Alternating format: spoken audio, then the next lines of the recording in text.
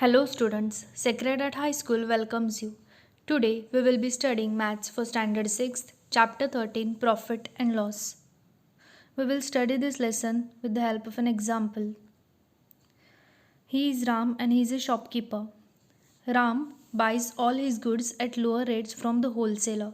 Children, wholesaler is someone who sells goods in large quantities at lower prices. So Ram buys all his goods from the wholesaler and then he sells these goods to the customers at reasonably higher rates. Here, the amount paid by the shopkeeper to the wholesaler is known as the cost price or CP. And amount paid by the customer, that is by us to the shopkeeper, is known as selling price and the short form is SP. When selling price is greater than cost price, that is SP is greater than CP, amount earned by the shopkeeper is profit P or a gain. Therefore, profit or gain is counted with this formula, that is selling price minus cost price, which is P is equal to SP minus CP.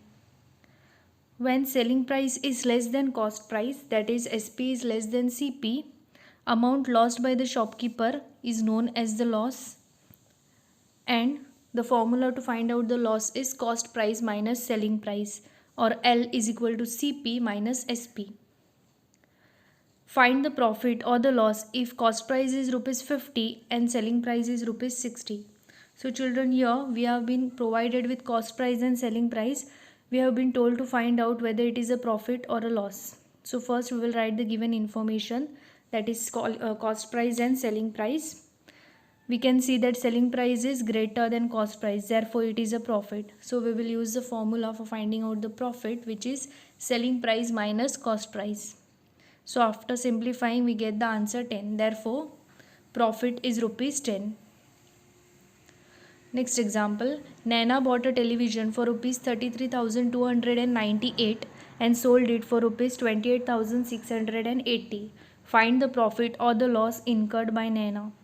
So children, here we have been provided with the cost price and selling price of the television bought by Naina, and we have been told to find out whether she incurred a profit or suffered a loss. So first we'll write the given information. Amount paid by Naina to buy the television is rupees 33,298. Amount at which Naina sold the television is rupees 28,680. Therefore, we can see that cost price is greater than selling price. It is clearly a loss. We will use the formula loss is equal to cost price minus selling price. So after simplifying, we are left with the answer 4,618. Therefore, Naina suffered a loss of rupees 4,618.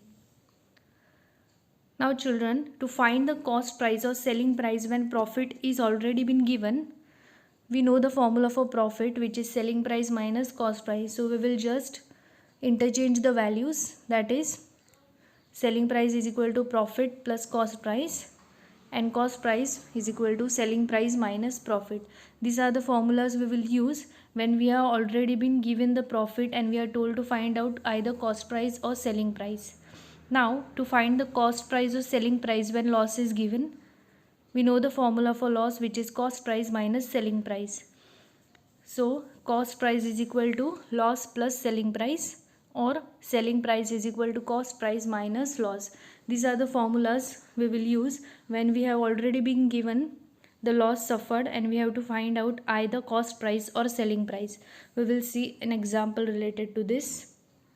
Find the cost price. Selling price is rupees 99 and profit is rupees 15.